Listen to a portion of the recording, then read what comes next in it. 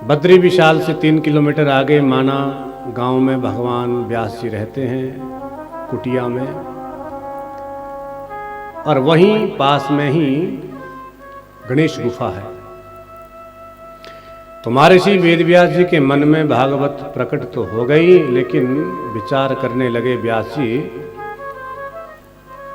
लिखेगा कौन, क्योंकि हम तो बहुत वृद्ध हैं, असमर्थ हैं लिखने में।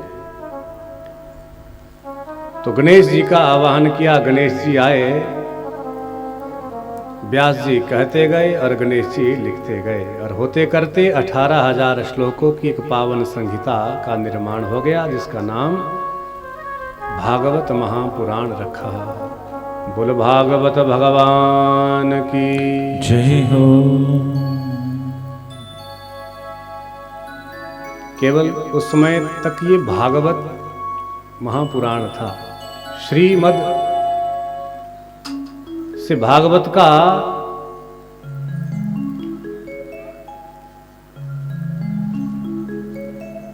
भागवत जी में श्रीमद शब्द का प्रयोग कब हुआ? व्यास जी ने जब लिख करके तैयार कर दी तो सबसे पहले व्यास जी भगवान नारायण के पास में गए, भगवान नारायण को प्रणाम किया और कहा, प्रभु आपकी कृपा प्रसाद से ही मैंने भागवत का निर्माण किया, इसलिए महाराज आप इस पर अपना आशीर्वाद दो, आप अपना वरद हस्त इस पर रखो। तो भगवान नारायण प्रसन्न हुए, भी देखो हमारे ही लीलाओं का ये पुराण है, भागवत है। तो भगवान ने प्रसन्न होकर महर्षि वेदव्यास जी को भी आशीर्वाद दिया और भागवत जी पर भी अपना वरद हस्त रखा, क्योंकि भगवता प्रोक्ता इति भागवत, भगवान और भागवत में कोई अंतर नहीं है। अब बगल में लक्ष्मी जी बैठी हैं, वो तो बिल्कुल उदास मन बैठी हैं, लक्ष्मी जी ने भागवत जी की तरफ देखा तक नहीं। तो व्यास जी ने माता लक्ष्मी जी को प्रणाम किया, माता जी आप ऐसी खिन्न मन क्यों बैठी हैं, आप भी तो भागवत जी पर अपना वरद हस्त रखिए। लक्ष्मी जी बोले, व्यास जी मैं भागवत पर अपना वरद हस्त क्यों रखूं, क्योंकि मेरा तो इसमें कहीं नाम है ही नहीं, और भागवत में देखो 18,000 श्लोक हैं, परंतु कहीं भी लक्ष्मी जी का, भगवती राधा रानी का कहीं नाम ही नहीं है। तो देवी लक्ष्मी बोली, वेदव्यास जी मेरा तो इसमें कहीं नाम है ही नहीं, मैं इस पर अपना वरद हस्त क्यों रखूं, भगवान नारायण ने रखा, ठीक है, क्योंकि इनकी लीलाएं हैं, इनका पुराण है, मैं क्यों रखूं। तो व्यास जी बोले, माता जी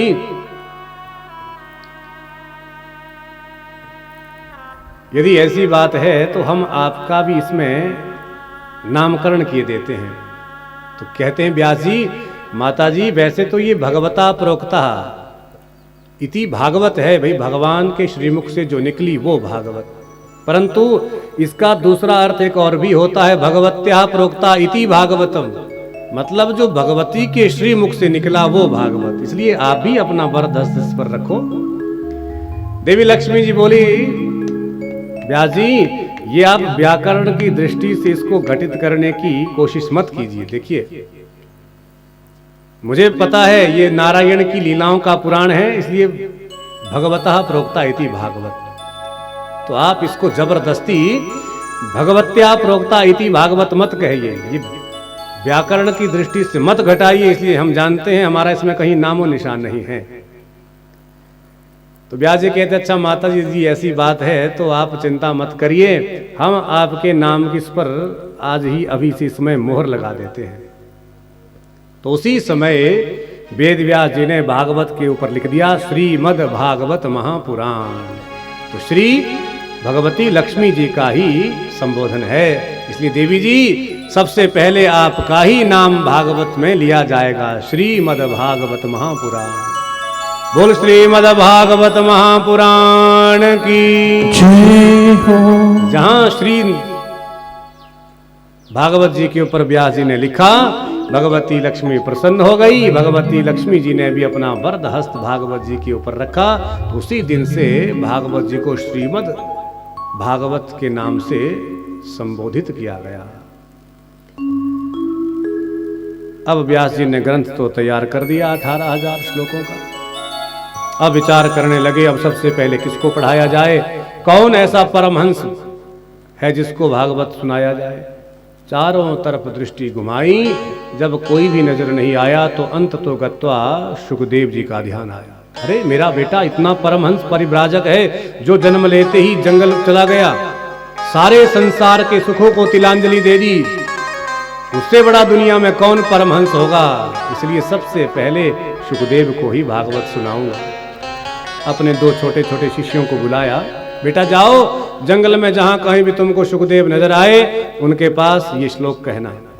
एक बढ़िया सा सुंदर सा भगवान की सौंदर्य जिसमें भगवान की सुंदरता का वर्णन है, ऐसा श्लोक विद्यार्थियों को पढ़ाया और दोनों बालक जंगल में चले गए। यत्र तत्र सुखदेव जी को ढूंढा, अचानक सुखदेव जी दिखाई दिए तो दोनों शिष्यों ने श्लोक गुनगुनाना आरंभ कर दिया।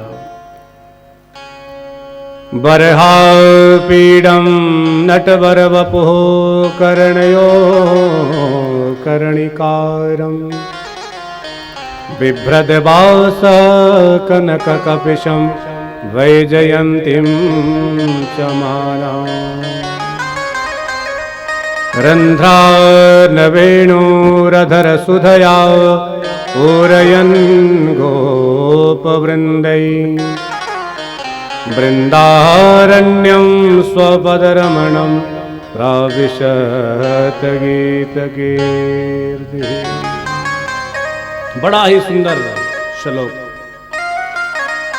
भगवान कैसे हैं? वरह पीडम, वृंदावन में एक सांवले सलोने से कृष्ण कन्हैया हैं जिनके माथे पर मोर मुकुट है। वरहा पीडम नटवर वपुः, बड़ी ही सुंदर उनकी आभा प्रभा शोभा है और ऐसे श्याम सुंदर अपनी कोक में एक बंसी रखते हैं। वरहा पीडम नटवर वपुः कर्णयो कर्णिकारम। और जब ये श्याम सुंदर गायों के पीछे वन के लिए जाते हैं तो रास्ते में कनेर का पुष्प तोड़ करके एक पुष्प, भगवान के दो कान, तो कभी उस पुष्प को दाहिने कान में कुंडल बना करके पहनते हैं, कभी बाएं कान में कुंडल बना करके पहनते हैं। कर्णयो कर्णिकारम। और ऐसी भगवान की सुंदर झांकी लगती है मानो जब तो गायों के खुरों से रास्ते से धूल भगवान के माथे में लगती है तो मानो किसी ने चांदी से भगवान का श्रृंगार कर दिया हो, मोतियों से श्रृंगार कर दिया हो। ऐसे श्याम सुंदर भगवान श्री कृष्ण।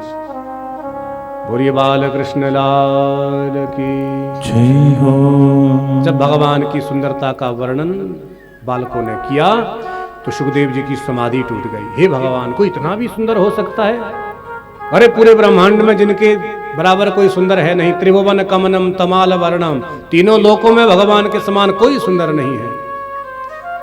तो सुखदेव जी ने आंखें खोली और दोनों शिष्यों से कहा, भैया कुछ और इनके बारे में बताओ, क्या इतने सुंदर भी कोई हो सकते हैं? बोले हाँ भैया। अच्छा तो बताओ इनके विषय में कुछ और बताओ। तो शिष्य बोले, महाराज हमको तो एक ही श्लोक आता था, वो आपको सुना दिया, और ऐसे ऐसे 18,000 श्लोक हैं आपके पिताजी के पास में, जिनका नाम श्रीमद् भागवत महापुराण है। जाओ उनके पास में जाकर के भागवत को पढ़ो। तो सुखदेव जी को लगा, भाई देखो होंगे श्याम सुंदर, हमें क्या लेना देना। और दूसरी बात विचार किया सुखदेव जी ने, ये आवश्यक नहीं कि जो व्यक्ति सुंदर होता है ना वो उतना ही सुशील भी होगा। इसका कोई प्रमाण पत्र नहीं है। कई लोग देखने में बड़े सुंदर होते हैं परंतु जब उनसे बात करते हैं ना तो ऐसा लगता है कि डंडे मार रहे हैं, क्योंकि उनका व्यवहार, उनकी वाणी बिल्कुल उससे विपरीत होती है। तो भगवान के विषय में जब सुना, उनकी सुंदरता के विषय में जब सुना तो सुखदेव जी को भी लगा हो सकता है उनका स्वभाव ना जाने कैसा होगा, इसलिए छोड़ो, हमें क्या लेना देना। फिर आंख बंद की, समाधि में बैठ गए। दोनों शिष्य वापिस आए, गुरुदेव के पास बताया, महाराज सुखदेव जी ने आंखें तो खोली थी परंतु फिर बंद कर ली। अच्छा तो वेद व्यास जी अंतर्यामी हैं, समझ गए कि मेरे पुत्र को भगवान के स्वभाव के विषय में थोड़ा सा संशय है। अब की बार जो श्लोक पढ़ाया वो भगवान के स्वभाव का ही श्लोक पढ़ाया। पहला श्लोक भगवान की सुंदरता का, अब दूसरा श्लोक भगवान के स्वभाव का पढ़ाया। दोनों शिष्य गए सुखदेव जी के पास में, श्लोक पढ़ने लगे। क्या? अहो बकीयम, अरे धन्य वो पापनी बकी पूतना है। अहो, पूतना का नाम बकी, तो अहो बकीयम, धन्य वो पापनी पूतना बकी है, जो भगवान को मारने के लिए आई थी विष लगा करके अपने स्तनों में। परंतु भगवान ने जब उसका स्तनपान किया तो भगवान ने ये नहीं देखा कि ये मुझे मारने आई है, जहर लगा करके आई है, ये पापनी राक्षसी, कुछ नहीं देखा। भगवान मुग्ध भाव से, जैसे बालक अपनी माता का दुग्ध पान करता है, उसी प्रकार भगवान ने भी पापनी पूतना का दुग्ध पान किया। और जब दूध सारा समाप्त हो गया तो विष भी पिया, और जब विष भी समाप्त हो गया तो भगवान ने पापिनी पूतना के प्राण पी लिए। तो कहने का मतलब क्या है कि अहो बकीयम, धन्य वो पापिनी पूतना बकी है, जो आई तो भगवान को मारने थी, परंतु भगवान ने उसको अपनी मां की गति प्रदान कर दी।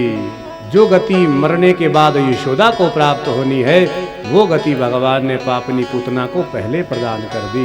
क्योंकि बालक जिसका स्तनपान करता है वो उसकी माता तुल्य ही होती है। तो कौन ऐसा दीन दयालु होगा जो पापनी पूतना जैसी राक्षसी को भी माता की गति प्रदान करेगा? तो ऐसे दीन दयालु तो भगवान श्री कृष्ण ही हैं, परमात्मा ही हैं। बोलो भक्तवत्सल भगवान की जय हो।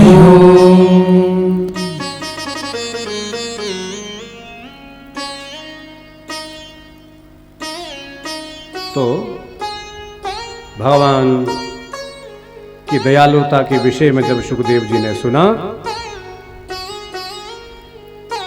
तो सुखदेव जी भागे, समाधि छोड़ करके पिताजी को दंडवत प्रणाम किया। पिताजी, मुझे भागवत सुनना है, इसलिए सुनाओ। तो महर्षि वेदव्यास जी ने भी सुखदेव जी का निरीक्षण परीक्षण किया। इसको चालू करो जरा माइक को। और जब निरीक्षण परीक्षण में सुखदेव जी पास हो गए तो सुखदेव जी को महर्षि वेदव्यास जी ने संपूर्ण भागवत के 18,000 श्लोकों का गायन किया। भागवत जी का अध्ययन करके सुखदेव जी ने समय पा करके सबसे पहले यही भागवत राजा परीक्षित को सुनाई। तो शौनक जी ने सूत जी से पूछा, महाराज ये तो समझ में आ गया कि सुखदेव जी तो परमहंस हैं, परंतु ये राजा परीक्षित कौन है जिनको सबसे पहले सुखदेव जी ने फिर ये भागवत कथा सुनाई? जरा ये बात हमको आप ठीक से बतलाओ। तो सूत जी कहते हैं, शौनक जी, राजा परीक्षित के विषय में हमको महाभारत काल में जाना होगा। तो कहते हैं, यदा मृधे कौरव सृंजयानाम वीरेश्वतो वीरगतिं गतेषु वृकोदरा विद्धगदाभिमर्शः भगनोरुदण्डे धृतराष्ट्रपुत्रे यदा मृधे कौरव सृंजयानाम। ये उस समय की बात है जब कौरव और पांडवों के बीच में कुरुक्षेत्र की भूमि में भयंकर युद्ध हो रहा था। एक तरफ कौरव, एक तरफ पांडव। कौरव 100 भाई हैं, परंतु सब के सब मृत्यु को प्राप्त हो गए। केवल एक उनमें बचा है, दुर्योधन, और उसका भी भीम ने अपनी गदा से अरुभेदन कर दिया, जंघा तोड़ दी। और ये भी मृत्यु शैया पर पड़ा पड़ा अपनी अंतिम सांसें गिन रहा है। और सो जी कहते हैं, शौनक जी, तमाम चील कौए आकाश में जहां उनका मन करता है शवों पर बैठ करके मांस नोचते हैं। और कुछ चील और कौए तो दुर्योधन को भी मृत समझ करके उसके शरीर पर बैठते हैं। जैसे ही नोचने का प्रयास करते हैं तो अत्यंत संत्रस्त अवस्था में दुर्योधन उनको भगाता है। तो इसलिए यदा मृधे कौरव सृंजयानां वीरेश्वतो वीर गतिम गतिषु वृकोदरा विद्ध गदाभिमर्शः भगनोरुदंडे धृतराष्ट्रपुत्रे।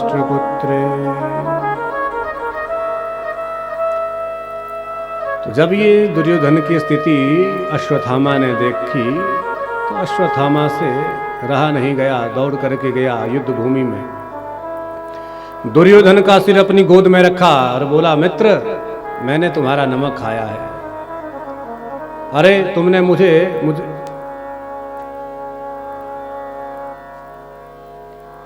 एक निर्धन को तुमने राजा बनाया और भैया आज तुम्हारी ये दुर्दशा देख करके मुझे बड़ा कष्ट हो रहा है।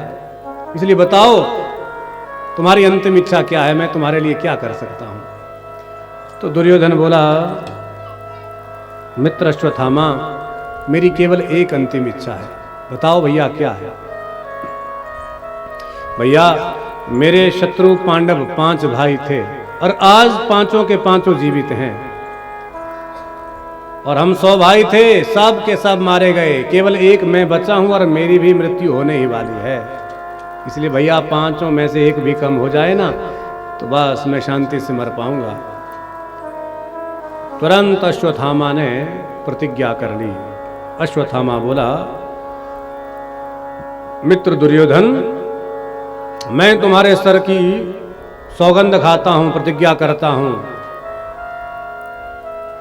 कि कल प्रातःकाल होने से पहले ही, सूर्य उदय होने से पहले ही मैं पांचों पांडवों के सिर काट करके तुम्हारे समक्ष ला करके रखूंगा। प्रतिज्ञा कर ली और युद्ध भूमि से चला गया। अब विचार करने लगा, हे भगवान, मैंने प्रतिज्ञा तो कर ली, परंतु पांडव इस समय बड़े सशक्त हैं, शक्तिशाली हैं। अरे जिन अकेले पांडवों ने पूरे कौरवों का विध्वंस कर दिया, इतनी बड़ी कौरव सेना को मौत के घाट उतार दिया, तो मैं उनको कैसे मार पाऊंगा। और रास्ते में जाते जाते सोचने लगा तो एक न्याय मन में विचार आया। क्या? काक उल्लू का न्याय। जैसे रात्रि में किसी पेड़ पर बहुत सारे कौवे बैठ जाएं और अकेला उल्लू उन पर हमला कर दे तो क्या होगा, सब के सब कौवे मारे जाएंगे। क्यों? क्योंकि रात में कौवों को दिखाई नहीं देता और उल्लू को दिखाई देता है। तो इसलिए यही न्याय समझ में आया कि रात को जाऊंगा और सोते हुए इन पांडवों को मारूंगा, तभी मार पाऊंगा। अब तो तलवार लेकर के शिविर की तरफ अश्वत्थामा गया। तो भगवान तो पांडवों के पक्षधर हैं, वो सब जानते हैं कि क्या होना है, क्या होगा। तो भगवान ने आज पहले ही पांडवों से कह दिया, देखो भैया युधिष्ठिर,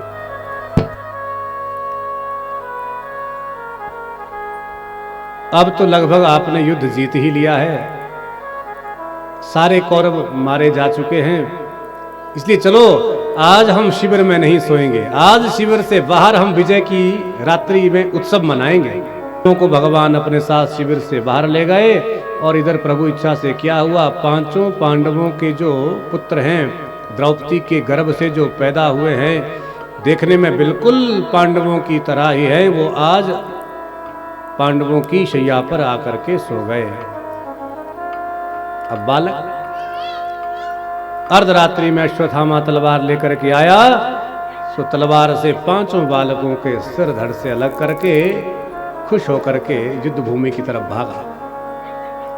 प्रातःकाल होने ही वाला था तो अश्वत्थामा को लगा भाई देखो मैंने प्रतिज्ञा की थी कि मैं सूर्य उदय होने से पहले ही पांचों पांडवों को मार करके उनके सिर ले आऊंगा। दौड़ा दौड़ा जैसे ही अश्वत्थामा के पास पहुंचा, दुर्योधन के पास पहुंचा अश्वत्थामा, तो आवाज लगाई, मित्र दुर्योधन देखो मैं तुम्हारे शत्रुओं को मार करके लाया हूं, पांचों के सिर लाया हूं। दुर्योधन ने जब सुना तो लगा भाई सचमुच क्या पांचों को मार करके उनके सिर लाए? ना चाहते हुए भी बड़ी मुश्किल से अपनी आंखें दुर्योधन ने खोली, तो जैसे आंखें खोली सामने अश्वत्थामा खड़ा है और उनके हाथों में 5 सिर है। अब मंद अंधकार था, अभी उजाला हुआ नहीं था, तो दुर्योधन को भी लगा कि ये सचमुच पांडव ही है। प्रसन्न हो गया, अरे भैया मित्र अश्वत्थामा तुम मेरे सच्चे मित्र हो, तुमने अपनी प्रतिज्ञा पूरी की, अब मैं शांति के साथ मर पाऊंगा। मैंने तो एक की कही थी, तुमने तो पांचों पांडवों को मार दिया। अब बड़ा प्रसन्न हो गया, लेकिन जैसे जैसे धीरे धीरे उजाला हुआ तो महाराज दुर्योधन पहचान गया, हे भगवान, अरे मित्र अश्वत्थामा ये तूने क्या किया? अरे ये पांडव नहीं, ये तो पांडव पुत्र हैं। अरे मित्र इनसे मेरा क्या बैर था? अरे भैया तुमने तो हमारे वंश में कोई पानी देने वाला भी नहीं रखा। अब जहां दुर्योधन को बड़ा कष्ट हुआ, दुखी हुआ, तो तुरंत उसी समय दुर्योधन मर गया, प्राण त्याग दिए। अब जैसे ही प्रातः काल हुआ, पांडव भगवान के साथ शिविर में आए तो देखा वहां पर पांचों पुत्र मरे पड़े हैं। द्रौपदी ने जैसे देखा तो जोर से चित्कार करके रोने लगी, क्योंकि देखो आप जरा ध्यान देना, जिस माता के 5 पुत्र हों और एक साथ पांचों की मृत्यु हो जाए तो उस माँ का क्या हाल होगा। तो सूत जी कहते हैं, शौनक जी, माता शिशूनां निधनं सुतानां निशम्य घोरं परितप्यमाना तदा रुदध्वाश्वकलाकुलाक्षी तां सान्त्वयन्नाह किरीटमाली। द्रौपदी जोर से चित्कार करके रोने लगी, हे भगवान ये अनर्थ कैसे हो गया? मेरे पुत्रों को किसने मारा? सब पांडव अवाक मौन खड़े हैं, सब विचार कर रहे, हे भगवान ये क्या हो गया? अब कोई कुछ कहता तो अर्जुन को बड़ा क्रोध आया। अर्जुन ने अपना बाण तुनीर से निकाला, देवी द्रौपदी के सिर के ऊपर रखा। देवी द्रौपदी, मां शुचास्ते प्रभृजामि भद्रे गांडीव मुक्तैर्विशिखैरूपा घरे। देवी मैं आपके सिर की प्रतिज्ञा करता हूं, सौगंध खाता हूं कि आज सूर्यास्त होने से पहले ही जिस भी पापी ने ये घृणित कार्य किया है, मैं उस पापी को पकड़ करके तुम्हारे सामने पटकूंगा और उसे प्राण दंड दूंगा। प्रतिज्ञा कर ली और शिविर से बाहर चला गया। अर्जुन जैसे ही शिविर से बाहर गए तो दूर युद्ध भूमि में अश्वत्थामा भागता हुआ नजर आया। तो अर्जुन समझ गए, हो ना हो ये घृणित कार्य इसी पापी ने किया है, क्योंकि चोर की दाढ़ी में तिनका होता है। अब तो अर्जुन अश्वत्थामा के पीछे भागे। अश्वत्थामा ने जब देखा कि अर्जुन मुझे पकड़ने आ रहा है, मारने आ रहा है, तो अपनी रक्षा के लिए अश्वत्थामा ने अर्जुन को ब्रह्मास्त्र छोड़ दिया। जहां ब्रह्मास्त्र को आते अर्जुन ने अपनी तरफ देखा तो अर्जुन को लगा, हे भगवान ब्रह्मास्त्र का तो किसी के पास तोड़ है ही नहीं, इसलिए अब क्या करूं?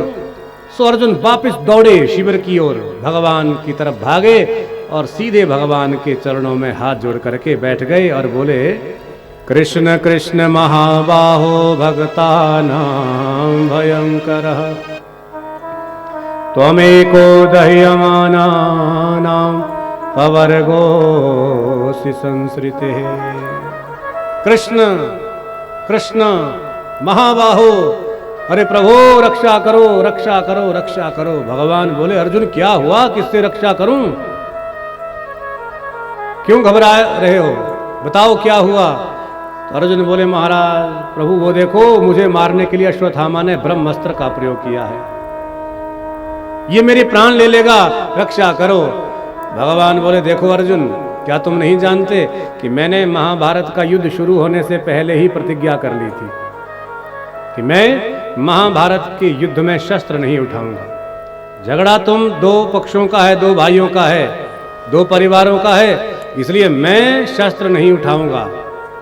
लड़ाई तुम्हारी है, झगड़ा तुम्हारा है, तुम लड़ो। अर्जुन बोले प्रभु वो सब तो मैं भी जानता हूं, आपने प्रतिज्ञा की है, आप लड़ो मत, आप कुछ करो मत, परंतु प्रभु कोई उपाय तो बताओ, कोई युक्ति तो बताओ। भगवान बोले अच्छा अर्जुन तो कोई उपाय पूछ रहे हो? बोले हाँ प्रभु कोई उपाय तो बताओ। तो भगवान बोले भाई अर्जुन देखो, तुम भी धनुर्धारी हो, तुम्हारे पास में भी ब्रह्मास्त्र है, तुम भी अपना ब्रह्मास्त्र छोड़ो। तो तुरंत भगवान ने जब इशारा किया तो अर्जुन उठ खड़े हुए और अपना बाण ब्रह्मास्त्र निकाला और धनुष पर चढ़ाया और छोड़ दिया। अब दोनों आकाश में जब ब्रह्मास्त्र टकराए तो धरती डगमगाने लगी, सब घबराए।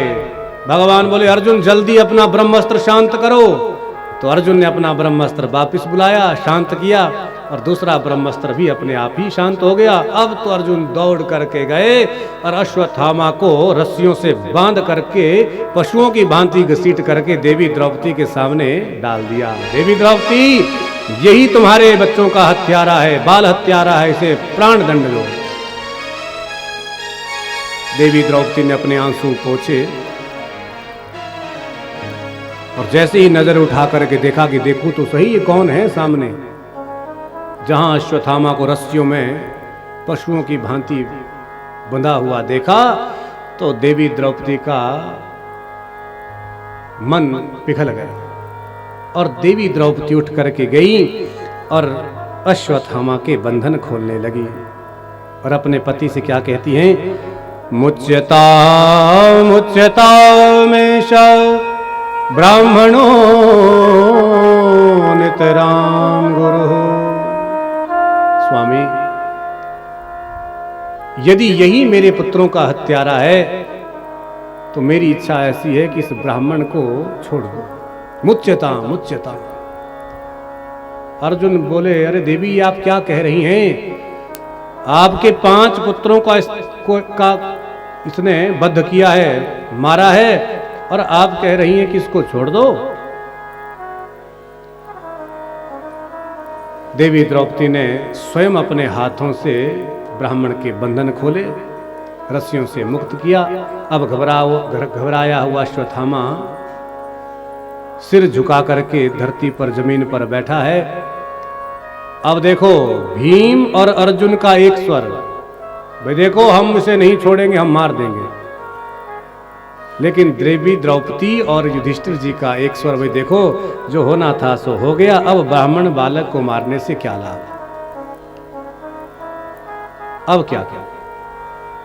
तो जब समस्या उलझ गई तो भगवान के चरणों में अर्जुन फिर बैठे, प्रभु अब आप ही थोड़ा सा हमारा मार्गदर्शन करो, पथ प्रदर्शित करो, क्या करें। तो भगवान बोले भाई देखो अर्जुन मैं तो शास्त्र की बात कहूँगा। अच्छा महाराज तो बताओ आपका शास्त्र क्या कहता है। तो भगवान बोले अर्जुन ब्रह्म बंधुर न हन्तव्य बधाहरन् मय्यैवो मयाम्नान्तं परिपायनुशासनम्। भाई देखो अर्जुन शास्त्र कहता है ब्रह्म बंधुर न हन्तव्य, ब्राह्मण चाहे कैसा भी हो, दुष्ट हो, दुराचारी हो, पतित हो, अज्ञानी हो, पापी हो, कैसा भी ब्राह्मण हो, कभी भी ब्राह्मण का वध नहीं करना चाहिए। दैहिक वध कभी भी ब्राह्मण का मत करो। परंतु अर्जुन आतताई बधाहर, इसने सोते हुए अबोध बालकों को मारा है। और शास्त्र ये भी कहता है कि निरपराध बालकों का कोई वध करे सुषुप्ति अवस्था में तो उसको मार दो, वो चाहे फिर कोई भी हो, ब्राह्मण हो, क्षत्रिय हो अथवा कोई भी हो। इसलिए इसे छोड़ना मत। और अर्जुन तुम क्षत्रिय हो, तुमने प्रतिज्ञा की है कि मैं मार दूंगा जिसने भी मेरे बालकों को मारा है, तो अपनी प्रतिज्ञा को पूरा करो, इसको मार दो। अब भगवान इतना कह करके मौन हो गए। भगवान की बात सुन करके अर्जुन बोले, वाह प्रभु, हमने तो आपसे समाधान मांगा था, परंतु आपने तो समस्या और बढ़ा दी। एक तरफ कह रहे हैं कि ब्राह्मण को कभी मारना नहीं चाहिए, दूसरी तरफ कह रहे हैं कि इसने बालकों का वध किया है इसलिए इसे मार दो। तो महाराज अब क्या करें, कुछ समझ में नहीं आ रहा है। भगवान बोले, भाई हमने जो कहना था कह दिया, अब तुम्हारी मर्जी। तब अर्जुन को ध्यान आया कि भगवान कह रहे थे, वपनम द्रविणां दानम स्थाना निर्यापणम तथा एष ही ब्रह्म बंधूनां वधो नान्योस्ति दैहिकः। यदि कोई बड़ा नामी ग्रामी व्यक्ति, सम्माननीय व्यक्ति कोई बड़ा अपराध कर लेना, तो उसको मृत्यु दंड मत दो, उसको मारो मत, उसे गालियां दे दो, धक्के मार करके घर से निकाल दो, उसका घोर अपमान कर दो, तो वही उस व्यक्ति के लिए मृत्यु तुल्य होता है। क्योंकि अपमान की मृत्यु दैहिक मृत्यु से भी बड़ी होती है। आप किसी को गालियां दे दो ना, या आपको कोई गालियां दे दे, तो जब जब भी वो व्यक्ति आपको मिलेगा ना, तो तब तब वो गालियां याद आएंगी, भाई इसने मुझसे ऐसा कहा था। उससे बढ़िया तो एक चांटा मार दो, तो क्या होगा, थोड़ी देर दर्द होगा, तो थोड़ी देर के बाद दर्द समाप्त हो जाएगा। परंतु अपमान, जब जब वो व्यक्ति दिखाई देगा तब तक वो गालियां अपमान याद आएगा। तो अर्जुन को जैसे ये बात समझ में आई, तो अर्जुन ने अपना बाण लिया, अश्वत्थामा के माथे में दिव्य मणि है, उस मणि को बाण से उखाड़ फेंका और अश्वत्थामा का सिर मुड़वा दिया और धक्के मार करके, लात मार करके जैसे शिविर से बाहर निकाला, तो अश्वत्थामा को लगा, है भगवान, इससे बढ़िया तो ये पांडव मुझे मार ही देते, क्योंकि अपमान की मृत्यु तो दैहिक मृत्यु से भी बड़ी है। परंतु मन में बड़ा भारी क्रोध अश्वत्थामा को आ गया कि मैं इन पांडवों के वश में कोई पानी देने वाला भी नहीं रखूंगा, सबको मार दूंगा। अब जाता जाता विचार करने लगा क्या करूं, परंतु इधर भगवान ने पांडवों से कह दिया, भाई देखो भैया युधिष्ठिर, अब महाभारत का युद्ध तो समाप्त हो गया, और अब मेरी भी इच्छा है कि मैं अपने परिकर, अपने परिवार के पास द्वारिका जाऊं। बहुत समय हो गया, अपने घर परिवार वालों से मैं दूर हूं, तो इसलिए अब मुझे आज्ञा दो, अब मैं द्वारिका जाना चाहता हूं। तो पांडवों को भी लगा, भाई भगवान के चरणों में गिर गई और हाथ जोड़ करके बोली, पाहि पाहि महायोगिन देवदेव जगतपते, नान्यं त्वद्भयं पश्ये यत्र मृत्यु परस्परम। पाहि पाहि, प्रभो रक्षा करो, रक्षा करो, रक्षा करो। भगवान हैरान हो गए, हे भगवान ये कौन है? सारी प्रजा अवाक मौन, भगवान के चरणों में लिपटी हुई है, सफेद वस्त्रों में विधवा। भगवान ने दोनों हाथ लगा करके जैसे ही देवी को उठाया, भगवान ने जब देखा, अरे ये तो अभिमन्यु की पत्नी, अर्जुन की पुत्र वधू देवी उत्तरा हैं। भगवान बोले, देवी उत्तरा क्या हुआ, किससे रक्षा करूं, क्या कष्ट है? तो देवी उत्तरा बोली, प्रभु मैं नहीं जानती, पर इतना जानती हूं, मेरे गर्भ में जो शिशु है ना, बालक है, उसकी मृत्यु होने वाली है, और किसी ने उसको मारने के लिए ब्रह्मास्त्र का प्रयोग किया है महाराज।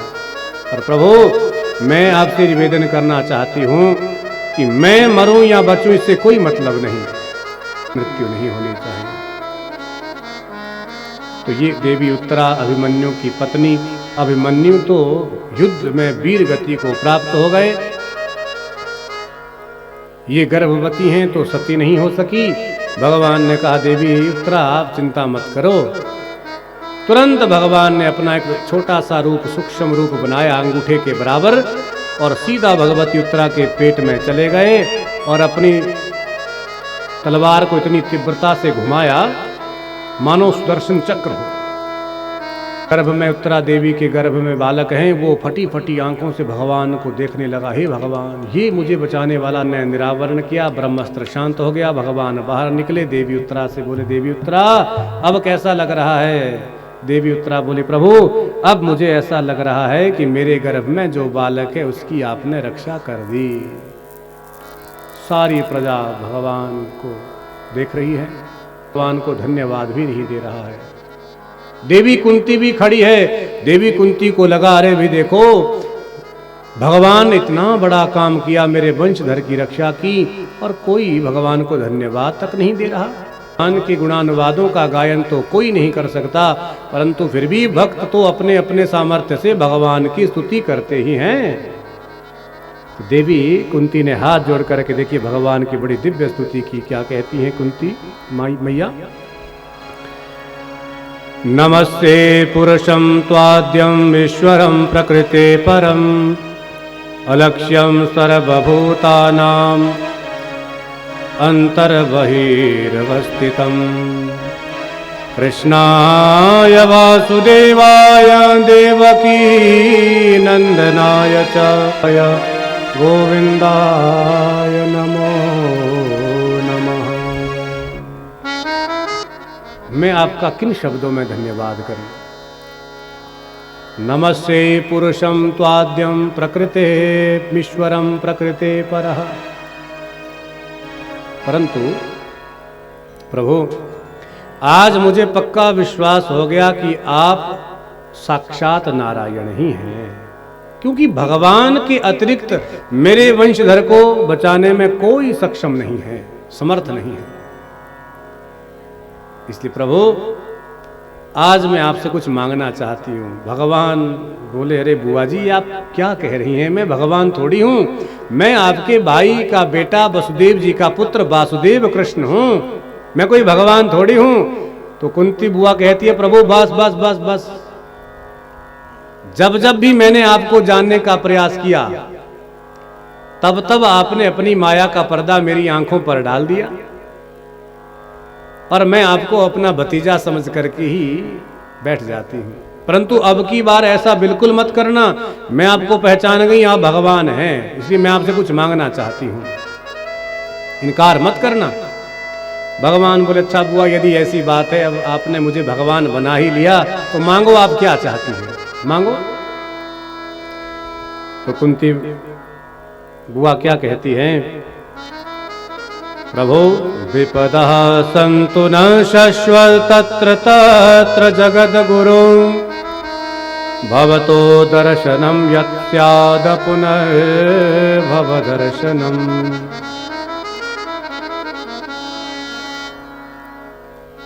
प्रभु मैं केवल आपसे इतना चाहती हूँ, इतना आपसे निवेदन है कि जब जब भी संसार में मेरा जन्म होगा तो मुझे दुख ही दुख देना, मैं कभी सुखी हो ही ना पाऊं, बस मुझे कष्ट ही कष्ट देना। सारी प्रजा सुनकर के हैरान हो गई, अरे भाई देखो भगवान दे रहे हैं, और कुंती मैया ने आज भगवान से कुछ मांगा भी तो क्या, केवल दुख। और ये पक्की बात है, कोई हम आप जैसा कोई साधारण प्राणी होता ना, तो भगवान यदि हमारे सामने आ जाएं तो ना जाने हम भगवान से क्या क्या ना मांग लें। तो मैया कुंती ने भगवान से यदि कुछ मांगा भी तो केवल दुख। भगवान बोले, रे बुआ जी आप क्या मांग रही हैं? दुख भी कोई मांगने की वस्तु है? तो कुंती बुआ कहती हैं, प्रभु मैं आपसे दुख इसलिए मांग रही हूं, मैं भुक्त भोगी हूं, जब जब भी मेरे जीवन में कष्ट आए तब तब आप मेरे साथ थे, और जब जब मैं सुखी हुई, आज देखो सारा युद्ध समाप्त हो गया, मेरे बेटे राजा बन गए, सारे अधिकार इनको प्राप्त हो गए, सारा राज्य इनको मिल गया, परंतु जैसे ही इनको अधिकार प्राप्त हुए तो आप कह रहे अच्छा बुआ जी अब मैं चलता हूं। इसलिए सुख के माथे सिल पड़े जो हरि हृदय से जाए, बलिहारी बा दुख के जो पल पल नाम जपाए। सुख के माथे सिल पड़े। इसलिए प्रभु मुझे ऐसा सुख नहीं चाहिए, ऐसी सुविधाएं नहीं चाहिए जिसमें आप ना हो। अब सारी सुविधाएं मेरे पास में आई तो आप कह रहे हैं अच्छा बुआ जी मैं जा रहा हूं। और जब कष्ट थे, मुझे आज भी याद है जब मेरे छोटे छोटे बेटे थे, बालक मेरे छोटे थे, भीम को दुर्योधन ने विष के लड्डू खिला दिए और मुझे सूचना मिली कि भीम मर गया, तो मैं जोर जोर से रोने लगी। आपका ध्यान किया तो जब मुझे मेरा बेटा वापस मिला तो मेरे बेटे भीम में 10,000 हाथियों का बल आ गया। तो ये कृपा किसकी है? केवल आपकी। इसलिए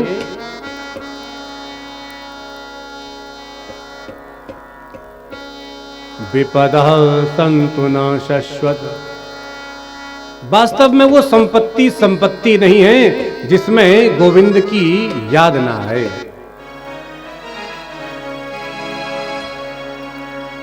इसलिए हे द्वारिकाधीश, आप मुझे दुख ही दुख देना। राम नाम एक अंक है, बाकी सार सब शून्य। भगवान ने विचार किया, भाई देखो बुआ जी, मेरे खजाने में दुख तो है ही नहीं, क्योंकि भगवान का नाम क्या है? आनंद सिंधु सुख राशि। वो तो आनंद के समुद्र हैं। भगवान के खजाने में दुख तो है ही नहीं, क्योंकि दुख तो हम लोगों को इसी संसार से मिलता है। तो भगवान बोले बुआ जी यदि आपकी ऐसी इच्छा है ना तो जाओ, अब हम द्वारिका नहीं जाएंगे, हम यहीं आपके पास में रहेंगे। सारे पांडव प्रसन्न हो गए और सबने भगवान की बड़ी दिव्य स्तुति की। बोल द्वारिकाधीश भगवान की जय हो। तो आइए भगवान के चरणों में हम और आप सभी भी मिलकर के एक दिव्य स्तुति करें, एक भजन के माध्यम से पांडवों के भाव में।